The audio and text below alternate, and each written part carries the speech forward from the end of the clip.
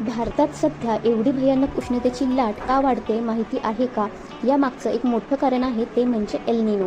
काय आहे El Nino? चला तर मग सोप्या भाषेत समजून घेऊयात. एल निनो हा एक नैसर्गिक हवामानातील बदल आहे जो मुख्यतः पॅसिफिक ओशन म्हणजेच प्रशांत महासागरामध्ये घडतो. पॅसिफिक ओशनच्या मध्य आणि पूर्व भागातील पाण्याचं तापमान अचानक वाढतं, यालाच एल निनो असे म्हणतात.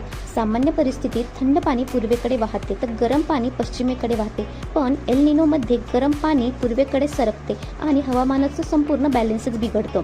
पण एल निनो का होतं यामागचं मुख्य कारण म्हणजे पूर्वेकडून पश्चिमेकडे वाहणारे वारे कमजोर होतात, त्यामुळे गरम पाणी परत पूर्वेकडे जातं, त्यामुळे समुद्र आणि वातावरण दोन्हीही गरम होतात.